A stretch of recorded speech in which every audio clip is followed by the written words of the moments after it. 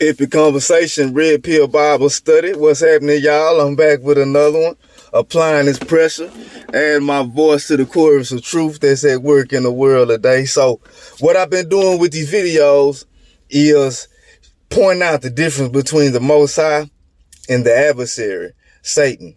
And so I've been doing it with the Bible. We've been going through the Bible in order, pointing out the works of the Most High and revealing to you the works of Satan.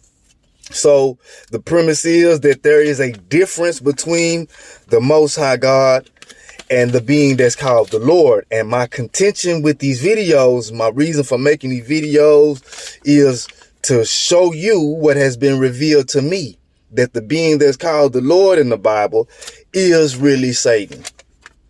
The reason that this sounds crazy to you is because you were taught the Bible out of order.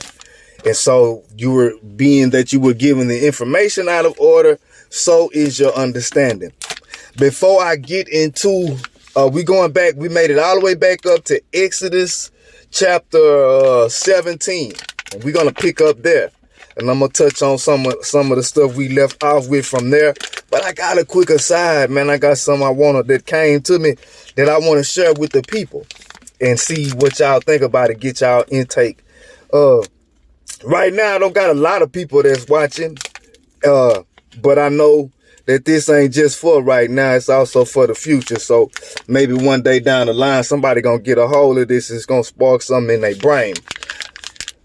This is what came to me. You have basically a two-party system, Democrat and Republican, and those are your choices. And either you vote for one of them or you don't vote. And the people that don't vote is pretty much disenfranchised, admonished for not voting. And because they didn't participate, it's almost like their interests aren't represented. And if this is a democracy, and it's true, real democracy, we done fought all these wars to make the world safe for democracy, we should practice it ourselves. People that don't vote are not choosing not to participate. The people that don't vote, their non-vote is a vote. Them not voting is making a statement. And the statement that's being made is, I prefer neither one of you. Neither one. I'm not voting for either party. I don't want either one of the candidates to be in a position of authority over me. And I'm starting to believe that more people don't vote than do. But the problem is the people that don't vote is not counted as a no vote for both of them. And if it was, we would be closer to, if nobody wins, nobody is elected, nobody is in position of authority. So what that means is, whatever government that is formed will exist to facilitate the autonomy of the people. The government would exist to make sure you get to enjoy your freedoms. It would not exist to control or manipulate you. And if the majority of the people don't vote, or in other words, are voting no against both parties, then their vote should be represented. It should be counted as a no vote. And if there's more people that's voting no to both parties than it is people that vote for either party, the people that vote no are the majority. And our vote is for autonomous rule. I don't know if it's too much, but it's this part of my message. This is for somebody. I have a non-profit organization that's called People, Political Empowerment on People Living Everywhere. I have, I can register people to vote and take the votes. I didn't do nothing with it. This voting election cycle, I endorsed Carl Sherman as a human being, as a person, as a man, because I know him as a person. I'm not really concerned about one political party or the other. I'm more concerned with the concept of democracy and the people controlling the government and not the government controlling the people. And if it is a representative government, okay, then if the majority of the population in the country is voting no to both parties, because the majority of the people in the population are not voting, okay, then who are the elected officials representing? And it come back to the few being ruled, the many being ruled by the few. Are y'all following? Are y'all following that? So the question is, why? Why isn't people that don't vote, why isn't that counted as a no, as a vote against both parties, as the people saying, we don't want now one of y'all in a position of power or authority, in a position to make policy. We don't want none of you in it, especially those of you that have sworn an oath of secrecy to keep something secret from. I don't want to put you in a position of authority and you sworn to keep secrets from me. And that's why most people, it ain't that they don't care. There is no option for no. You either have to vote for this one or that one. There is no option for neither one of them. I don't accept your authority. I'm not participating in the mechanism that you put in place to maintain it. My vote is against you. My vote is no, you shouldn't be in power, and the other candidate should be in power. Only one that should be in power over me is me and my God, my creator. And the government should exist to facilitate that. Are y'all following that? All right. So let me get this thing while I get my blunt rolled up. Let me hit this. I'm getting to the book in a second, y'all. But it's a few things that came to my mind I wanted to share with the people. This also came to mind. Black people, the people so-called black people, us, people that look like me and you, we cannot absolve ourselves of our role in the grand deception. We can't just lay the blame on white folks for this great deception that we got caught up in. We laid down the blueprint. We were the first rulers all over the world. We were the first people that learned the secret, kept it to ourselves and among the ruling class, and used it to rule over and manipulate the masses. Europeans learned it from us, found the secret, and kept the secret and passed it among them and their ruling class. And it was kept secret. The secret was kept secret. It was to be kept secret from the enemy, not the masses. But somehow, some way along the line, the masses became the enemy. But the secret, the truth, and the light of the Most High God, and your autonomous rule in this world, any ruler that came to rule over you would claim divine right to rule over you. They would claim that they had the authority from the Most High God to be your ruler.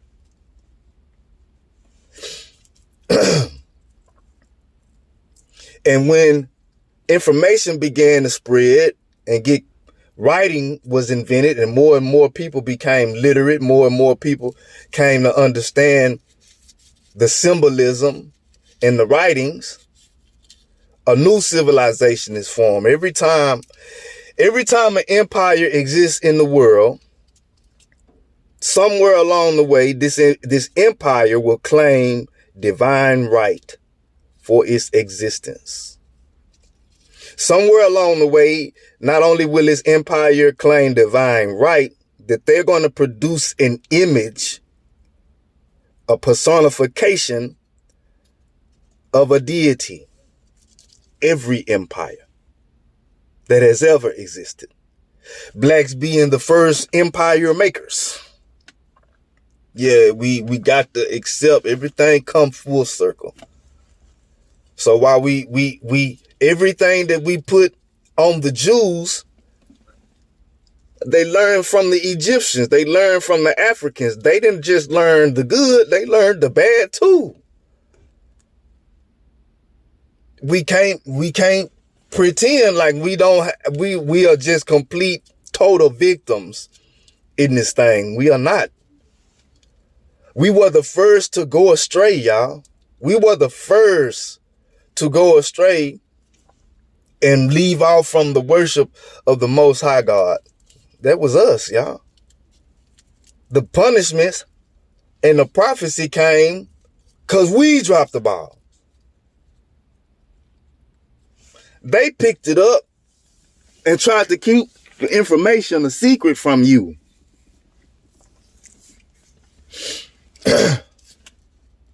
They gave you a false image.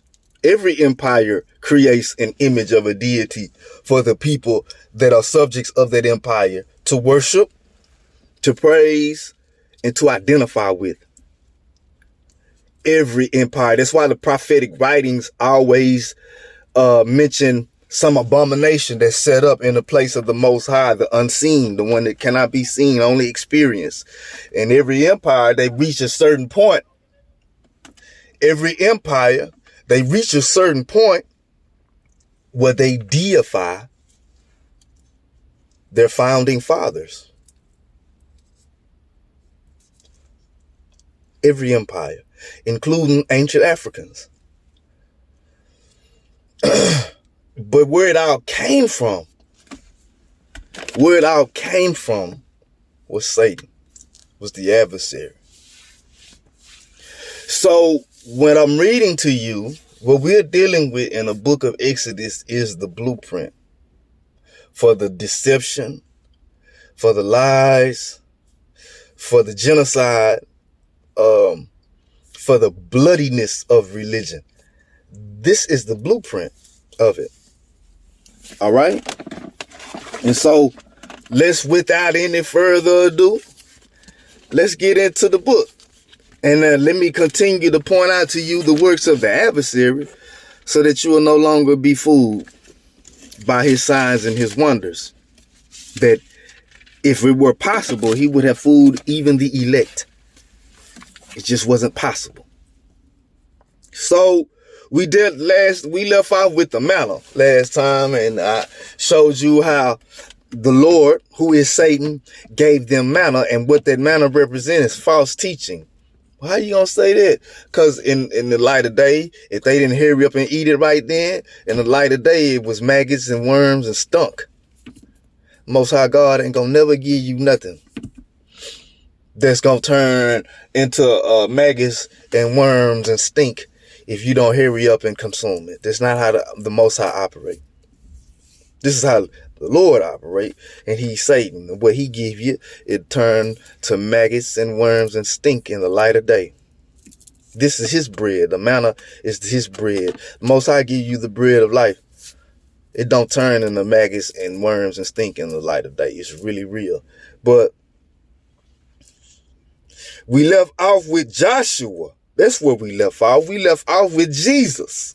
Yeah, Jesus and Joshua, same exact name. You ain't know it, did you? I know you didn't know it because they hid it from you. It was seals placed on the book. So you don't know that Joshua and Jesus is the exact same name in Hebrew. Yeshua. It's Joshua. Joshua and Jesus is Yeshua. It means Yah, God, sure saves. God saves. Who saved? God saves. Who saved? God saved. Why they telling you you need Jesus? Why they tell you Jesus is your savior? Who saved? God saved. And nobody else. Never forget it. So we looked at Joshua, and what we saw, Joshua is a warrior. He's a warrior, the captain of the army. So you're going to see later on, and I gave y'all the wrong one last time. I think it's Revelation 19, where you see the rider. He got the crown on and the robe dipped in blood, and the army is following behind him. This is one symbol. Another symbol of the four, when the four seals are first broken, you got 4 horsemen, 4 warriors. Because and everybody would say that the horseman with the king and the robe dipped in blood, this is Jesus. But when Jesus is spoken of in the gospel, Jesus is not fighting any wars. Joshua is the one with the bloody garment. He's the one that's going to take over from Moses and lead the children of Israel into the promised land. Joshua. But he's a warrior. And we left off with Exodus 17, verse 15. Moses built an altar and called it "The Lord is my banner." He said, "For hands were lifted up to the throne of the Lord. The Lord will be at war against the Amalekites from generation to generation." Who I told you the Lord is? Satan. What are you doing? He at war. From generation to generation. Hey, y'all. They start giving y'all this fake image to claim. They gave you a false image and told you that the false image was the Christ. And the false image that they gave you was that of a European that looked like your oppressors and enslavers. For over 400 years, this image was placed in front of you. Not just that image, but the Most High God was illustrated as an old white man with white hair in the sky. All the prophets, they all look like your oppressors for 400 years. But what you failed to understand was the implication. What is the implication of the image that was presented to you? What does it imply about you? If the image of God in the flesh is the same as the image of your oppressors, and the image of God is the same as the image of your oppressors, and the image of all the prophets and the images of all the angels are the images of your oppressors, what are the implications? What is it saying about you when you look at yourself? This lie was pushed at you for a reason. Warfare on your mind, on the way that you see you. But that was just a slight aside. Let me stay on topic. Exodus chapter 18. We're going to go through this entire book so I can show you over and over and over again throughout this entire book. Here you go. Here goes Satan. Here go the adversary. Here he is. This is what the book is written to show you.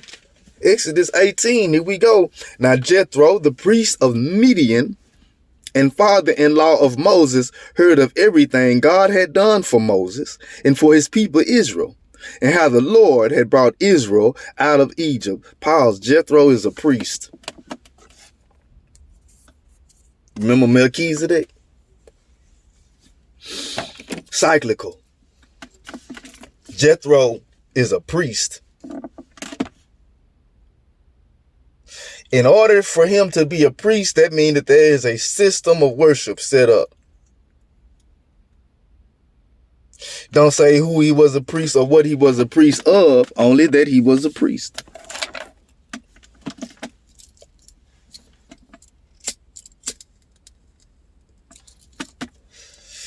I point this out to remind you of the cyclical nature of the book. We just got through the children of Israel coming out of Egypt through the Red Sea is a retelling of the creation story, a retelling of the flood narrative. And so you go through that same process. They're going through on their way to where they're going to be. En route, they run into a priest. Abraham was en route to where he was going to post up and be. En route, he ran into a priest.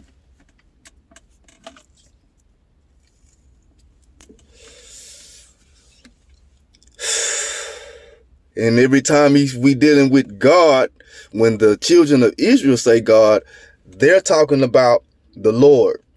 They're talking about the being that they can see, who have legs of fire, a face shining like the sun, and a rainbow over his head. When they say God, this is the being that they're talking about, and that they have seen.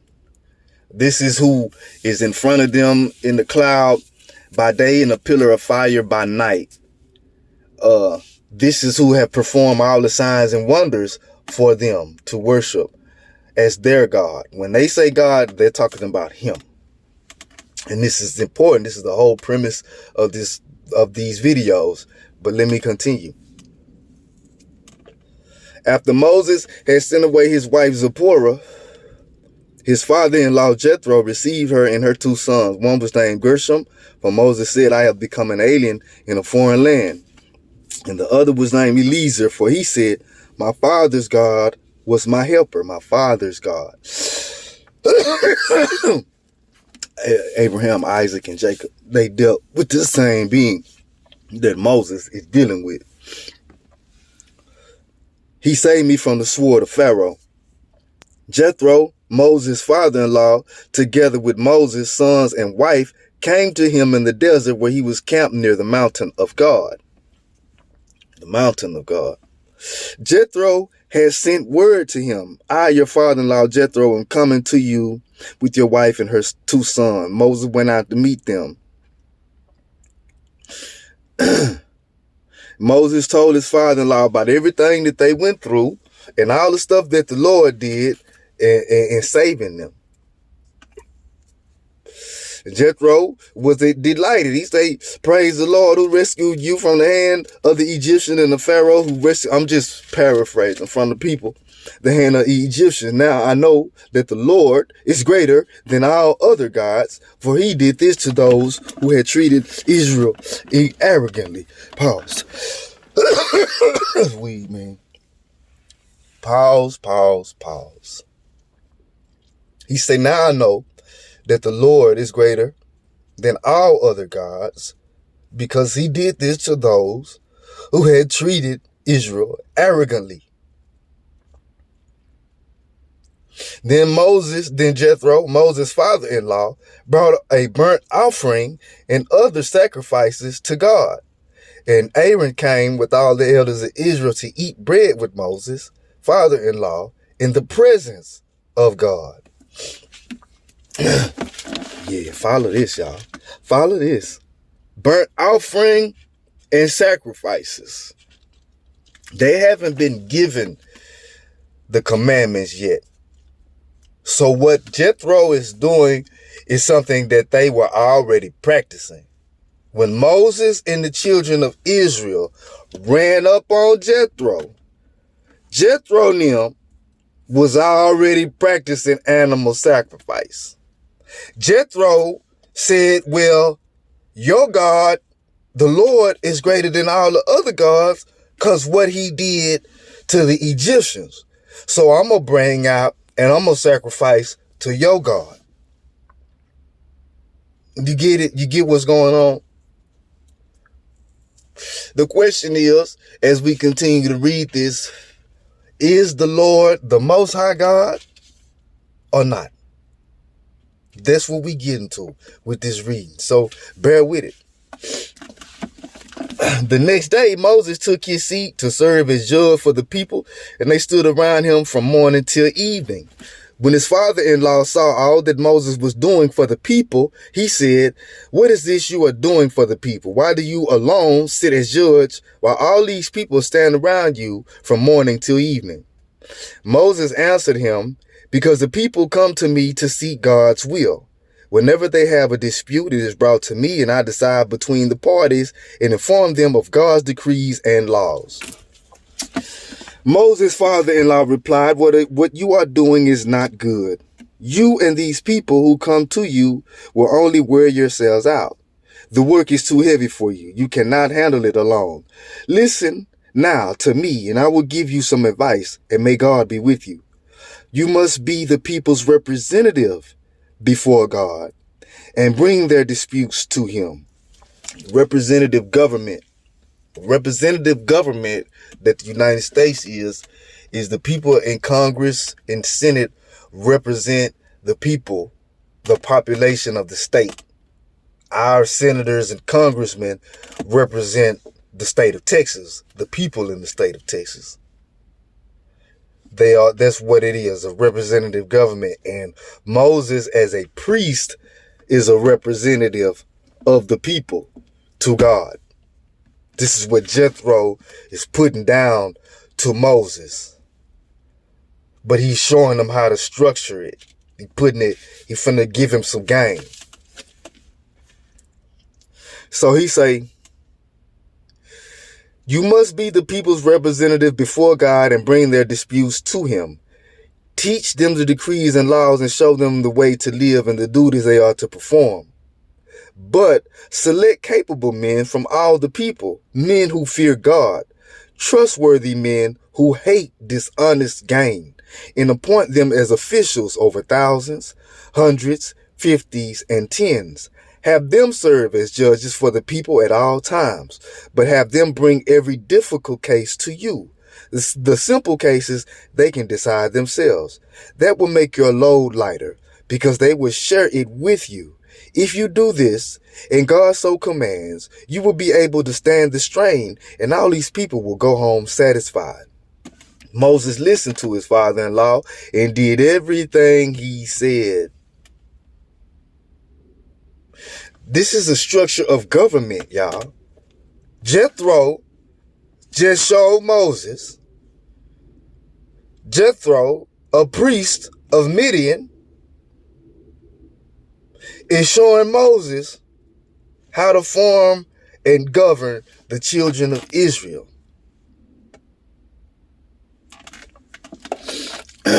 You are a priest forever in the order of Melchizedek. The wisdom put forth when Melchizedek came, the wisdom that's being put forth by Jethro, or people that got their own system set up, and that the children of Israel are going to copy. They're going to imitate it. They're going to adopt this as their way. This is a common theme. What is the point? Why are you pointing this out? Because you give a lot of credit to these people that certain things came from them. All right, it didn't come from them. It came to them. It didn't come from them. All right. Let's continue to go. Because we searching, y'all. We trying to see who we dealing with right here. And Jethro just told Moses how to set it up, how to set the government up. And he did it. Then Moses and his father-in-law on his way, and Jethro returned to his own country.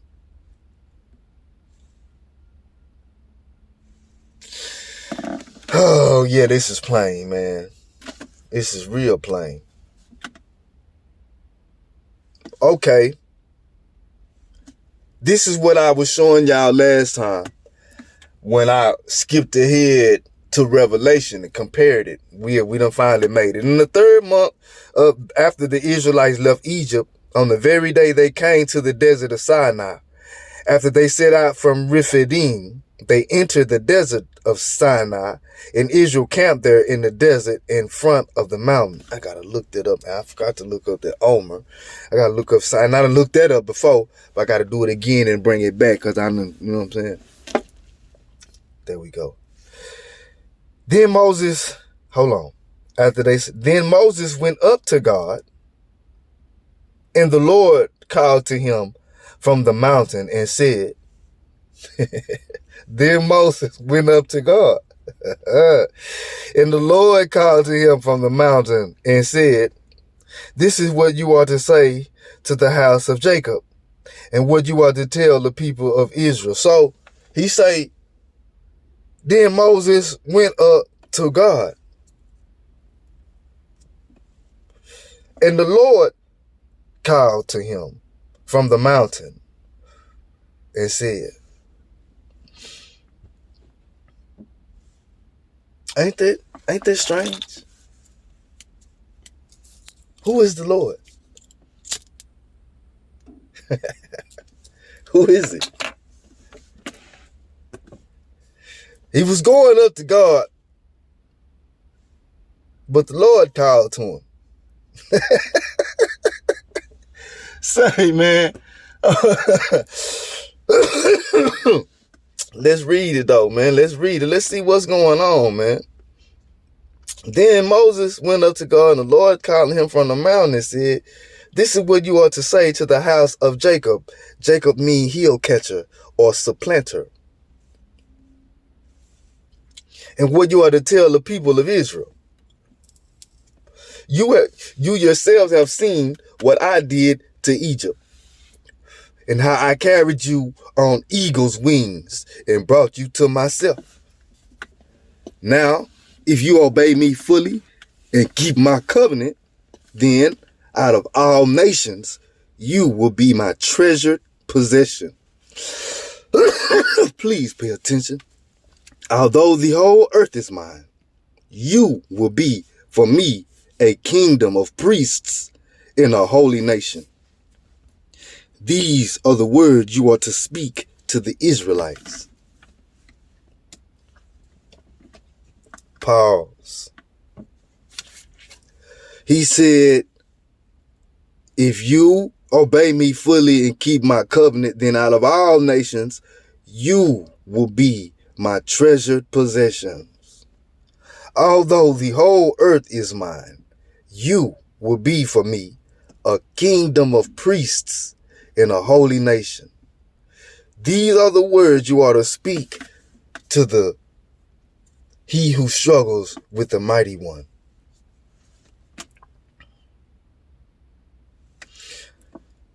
Y'all remember the dualism? As above, so below. The outside understanding and the inside understanding.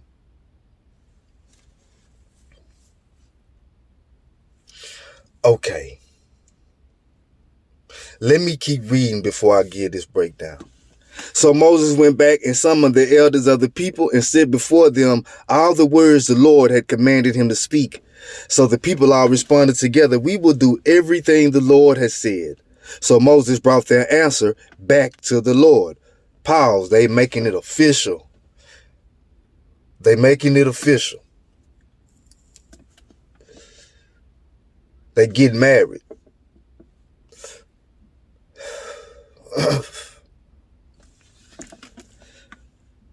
The Lord said to Moses, "I am going to come to you in a dense cloud so that the people will hear me speaking with you and will always put their trust in you." Then Moses told the Lord what the people had said.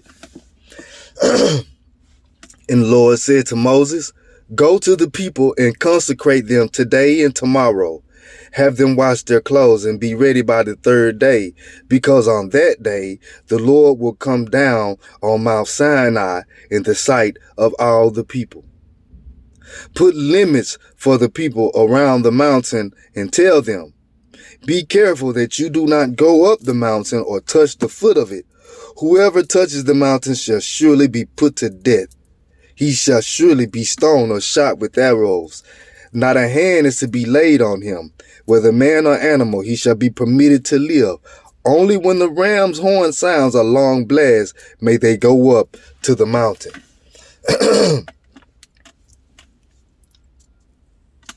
After Moses had gone down the mountain to the people, he consecrated them and they washed their clothes. Then he said to the people, "Prepare yourselves for the third day. Abstain from sexual relations." On the morning of the third day, what happened in creation on the third day? I'm going to pause right quick. Fruit and vegetation. The dry land appeared, and on the fruit and vegetation grew on the third day. The trees, fruit trees. It became our food source, what we consume, what we eat, what we can see, real reality.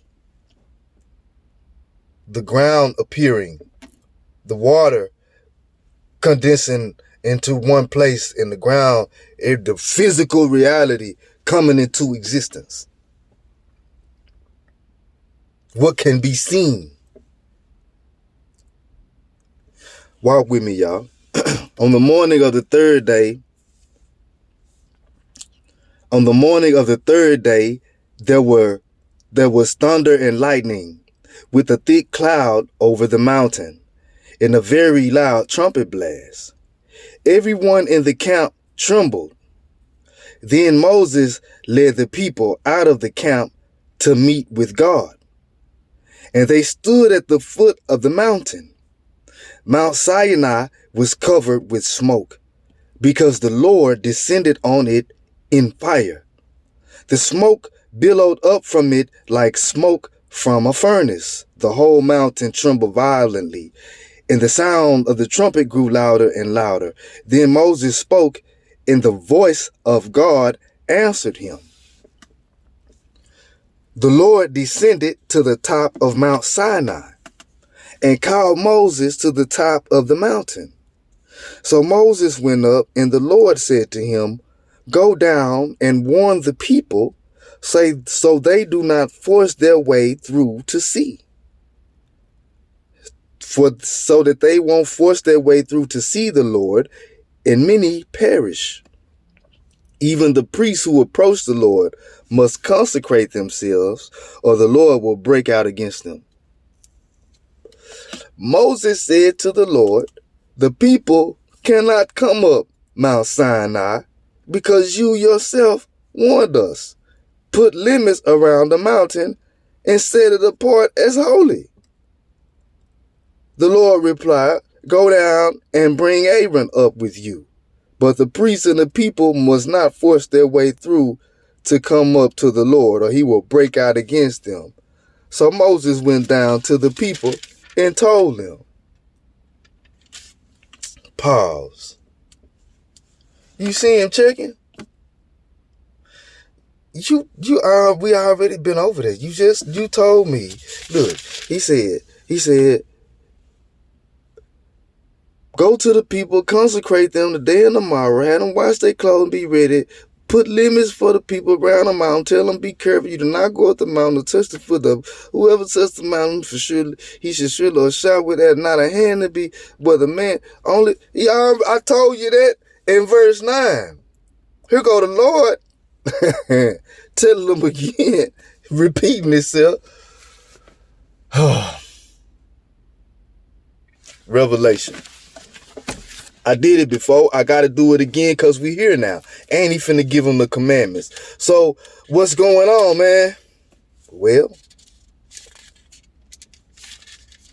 this is what's going on. Turn with me. Let's go to Revelation. Take your time. This is Epic Bible Study. And that means we are studying. So take your time. We're not entertaining. We studying. You know what I'm saying? But hey, let's go. The sounding of the trumpets. So, before we get to the sounding of the trumpets, let me show you what's happening here when we read Exodus. Another angel, Revelation chapter 8, I'm starting at verse 3. I'll start at verse 8. When he opened the seventh seal. When he opened the seventh seal. So it's been open. It's open. It's been open. He opened the seventh seal. The seventh seal placed on the book. It was hidden. The information was hidden. They tucked it. But the Lion of the tribe of Judah, I broke that down before in the last one. That's what's going on, like literally in the world right now. You are seeing the Lion of the tribe prevailing and opening the seals, and the truth being revealed, the hidden meaning in the book being put out into the world. And they scrambling because the lies being exposed. Where there's light, darkness can't exist. Light is hidden it, and it's being exposed. Oh, man, it's real. When he opened the seventh seal, there was silence in heaven for about half an hour. And I saw the seven angels who stand before God, and to them were given seven trumpets. Another angel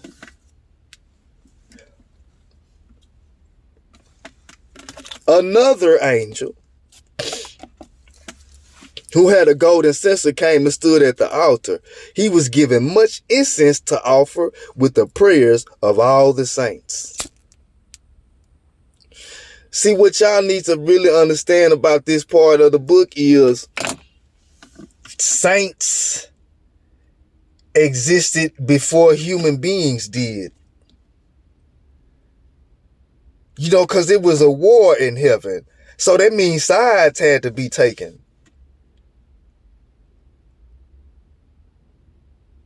I mean, it had to be some submission and some acknowledgement of the Most High and some loyalty to the Most High, the creator of all, the giver of life, to stick with that.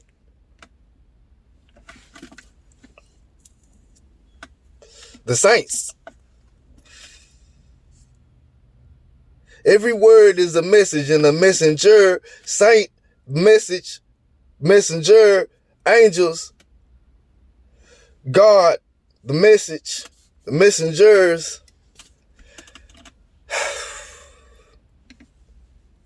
to carry the message. Every word. So when he opened the seventh seal, another angel who had a golden censer with the prayers of all the saints on the golden altar before the throne. Another angel had a golden censer, came and stood at the altar. He was given much incense to offer with the prayers of all the saints on the golden altar before the throne. The smoke of the incense, together with the prayers of the saints, went up before God from the angel's hand. You're doing a service. He's doing a service. He's doing a job. This is his job. Giving it up. Giving it up, and smoke go up. And the smoke that he giving up, he doing his job, right? Well, that's what he was supposed to be doing. Check him out, though. Then the angel took the censer, filled it with fire from the altar, and hurled it on the earth. And there came peals of thunder, rumblings, flashes of lightning, and an earthquake. Go back. Get back over there. Get back over there in Exodus. Get back over there in Exodus. Get back over there in Exodus. Get back over there. Get back to Exodus chapter 19. You get back over there. On the morning of the third day, there was thunder and lightning with a thick cloud over the mountain and a very loud trumpet blast. Let's go. Then the angel took the censer, he filled it, and it was thunder, rumblings, flashes of lightning. And then, here we go, the seven trumpets. Then the seven angels who had the seven trumpets began to sound them. The first angel sounded this trumpet, and there came hail and fire mixed with blood, and it was hurled down upon the earth. And a third of the earth was burned up, and a third of the tree was burned up, and all the green, the three, man, that third, man, get ready. On that third day, a third of the angels came, man. They did a third of the damage. What's going on? What are you reading that's happening in Exodus? Is this showing you the actions and the work of a being that should be worshiped and praised? Or is it revealing to you the works of Satan? Problem is, you got taught the book backwards, baby, and it's not my fault. Don't hate me, because I'm coming to tell you, to teach you the book in order. I'm just teaching you the book in order. That's it. And this is revealing to you spiritually what physically was going on in Exodus. Can you hear what I'm telling you? And all right, here we go, y'all. The trumpets, right? The trumpets.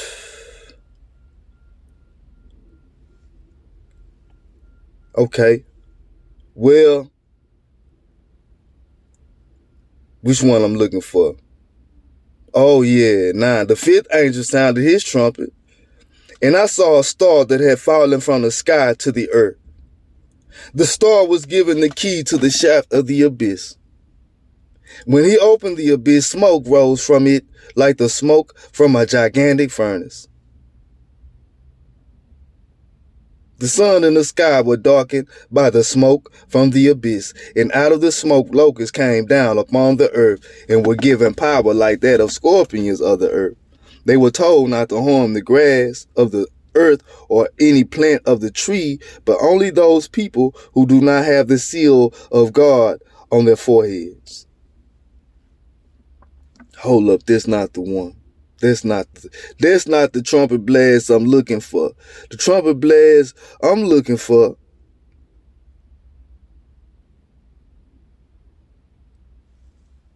yeah, that is it. I think that is it. Whoa, whoa, whoa. And the fifth angel. Hold on, y'all. Bear with me.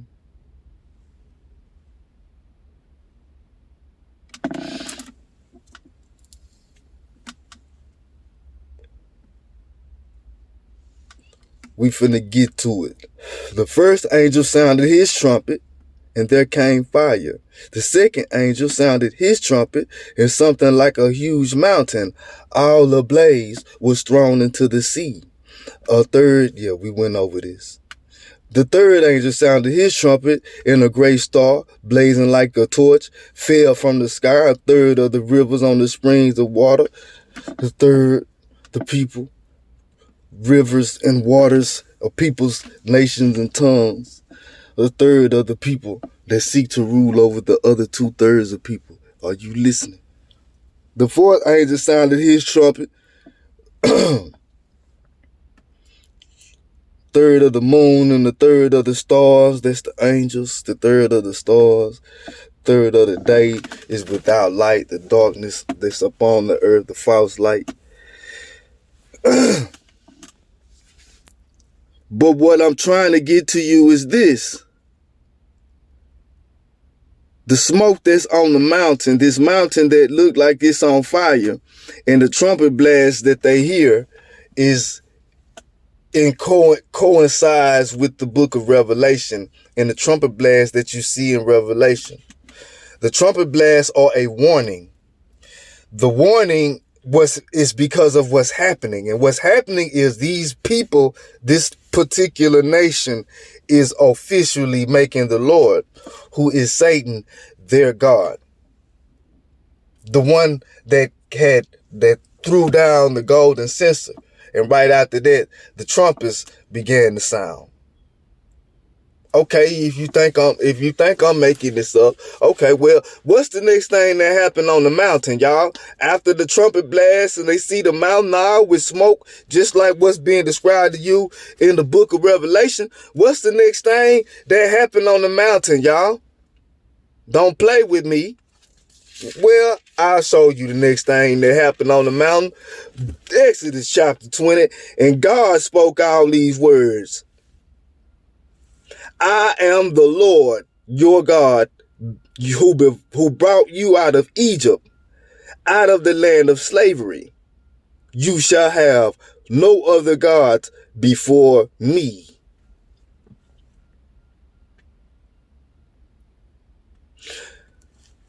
You shall not make for yourself an idol in the form of anything in heaven above or on the earth beneath or in the waters below. You shall not bow down to them or worship them, for I, the Lord your God, am a jealous God, punishing the children for the sin of the fathers to the third and fourth generation of those who hate me, but showing love to 1,000 generations of those who love me and keep my commandments. Pause. Revelation chapter 10. Then I saw another mighty angel coming down from heaven. He was robed in a cloud with a rainbow over his head. His face was like the sun, and his legs were like fiery pillars. He was holding a little scroll which lay open in his hand. He planted his right foot on the sea and his left foot on the land, and he gave a loud shout like the roar of a lion. So that's why they only saw one pillar of fire. Because one leg is on the land and the other leg is on the sea.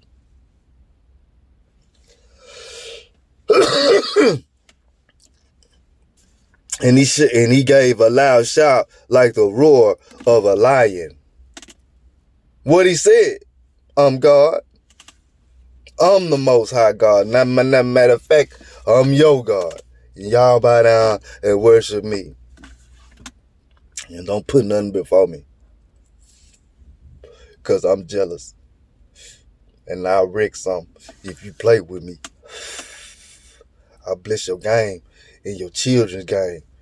You know what I'm saying? Me, if you bow down and make me your God. But if you don't, not only am I gonna get you, nigga, I'm gonna get your kids and your grandkids and your great-great-grandkids. Nigga, don't play with me.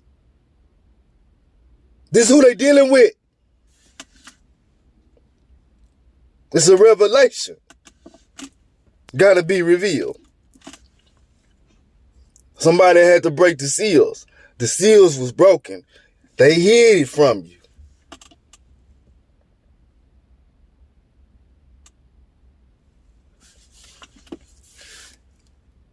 When he shouted, the voices of the seven thunders spoke. And when the seven thunders spoke, I was about to write, but I heard a voice from heaven say, seal up what the seven thunders have said, and do not write it down. Seal it up. Man, who taught you this? Who gave you this? I ain't get this out no book. Ain't nobody wrote this down, homeboy. Who gave you this? Who taught you this? I ain't got this out no book. I ain't read this from nobody. Ain't nobody gave me this, homeboy. It got to come oral. You got to pass this orally down. This is an oral tradition of knowledge and wisdom. Do you understand what's going on?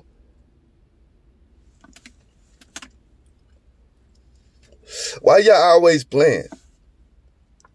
Why do you think this battle with Satan is something you can play with? Why do you think that? Why do you think you can get somebody else to be the representative to fight it for you?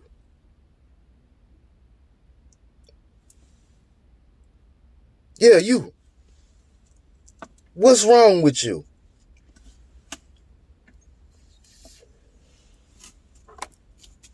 Then the angel I had seen standing on the sea and on the land raised his right hand to heaven. And he swore by him who lived forever and ever, who created the heavens and all that is in them, and the earth and all that is in it, and the sea and all that is in it, and said there will be no more delay. But in the day when the seventh angel is about to sound his trumpet, the mystery of God will be accomplished, just as he announced to his servants, the prophets.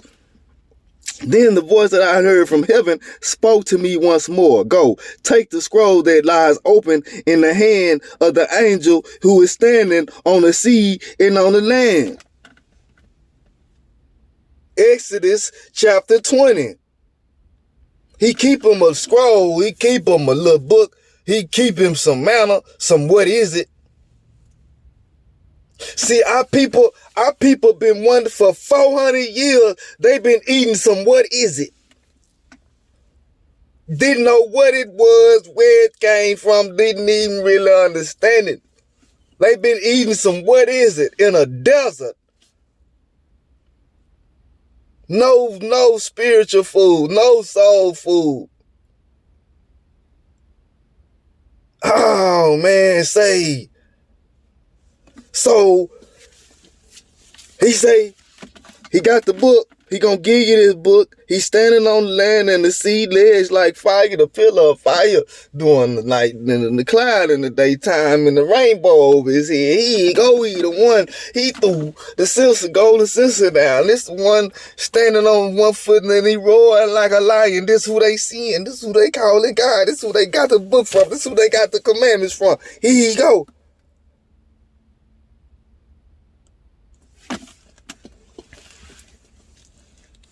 But in the days, then the voice that I heard, he said, go take. So I went to the angel and I asked him to give me the little scroll. He said, take it and eat it. It would turn your stomach sour, but in your mouth, it would be sweet as honey. It tasted good, the manna that they got from the Lord when they was in the desert, but in the light of day, it turned to maggots and worms. You gonna see him again. They describe him over and over. It's finna get real good. So he identified himself as, I'm the one that led you out of Egypt. I'm the one you seen in the pillar and the cloud, and I did all those wonders on your behalf. I'm him, right? So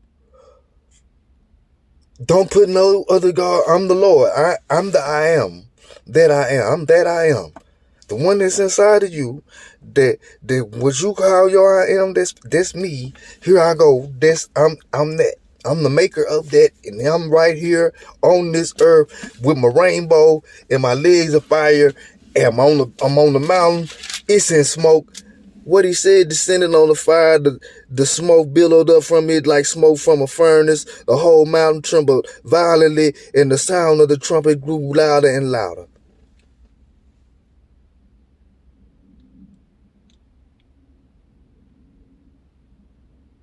They heard the sound from up there. They heard a sound from up there. On the day that coincide with physical reality manifesting, what you can see. And a lesson being taught that you can see it, and it's out. It can't be God. Because it is within you.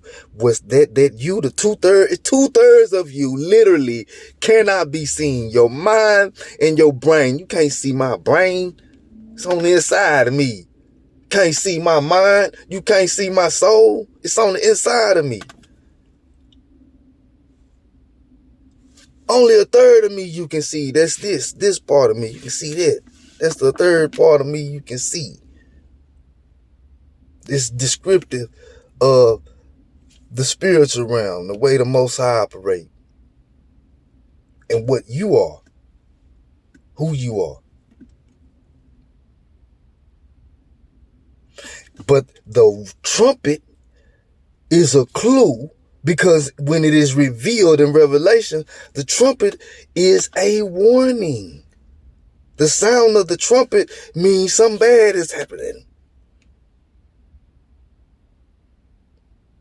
But it got to be revealed to you. But the same one that it was being revealed to you, that it has been revealed, that's why when the truth comes, it's like, oh, hold on, it's all right. When it's revealed to you that the same one that you were being warned against is the same one you ended up worshiping. Because your conquerors worship this being. And taught it to you backwards. Took them 1,000 years for them to even let you have it.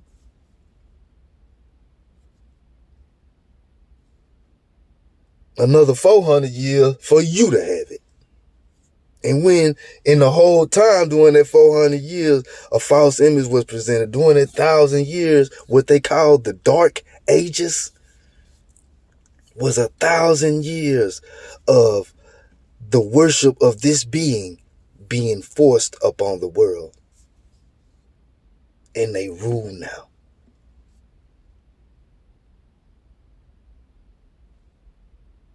You call this your God now.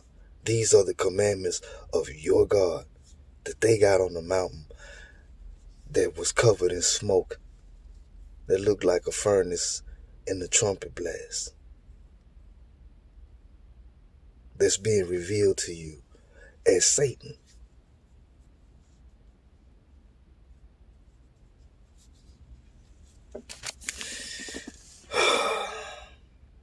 Because he say he's a jealous God. He's jealous. Jealousy is an attribute of darkness, evil.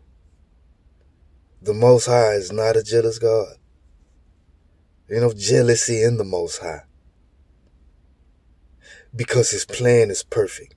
And you have all eternity to realize it. Whether you believe it or not. Your birthright, eternal life and rulership of the earth are your birthright. That's why people that speak of generational wealth in terms of dollars don't know what they're talking about. Ain't no generational wealth outside of land. Period. They don't know what they're talking about. You mean you're going to trade the land for dollars? What you going to do when the dollars lose value? As every empire, as every form of currency eventually does. Are you just going to be willfully blind? Is that it? Don't let being a hater make you miss this message. Because they taught you to hate yourself. And you see me in yourself, so you hate me. They taught you to mock yourself. You see me in yourself, you mock me. Don't let being a hater make you miss this message. Because it's for the haters. Hey, where there's light, darkness can't exist.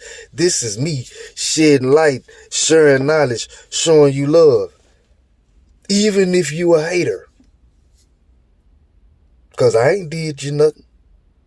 I don't even know you. I'm just telling you the truth. So I'm going to end this because this thing is that way I always do. We're gonna finish these commandments that they getting from the mountain, and I'm gonna get that part together where we tie this in a little more smoothly and you can see it a little more clearly what's really going on, how you've been tricked into worshiping Satan. I'm just showing you what's in the book, giving it to you in order. This is Epic Conversation. This is Red Pill Bible Study. Peace.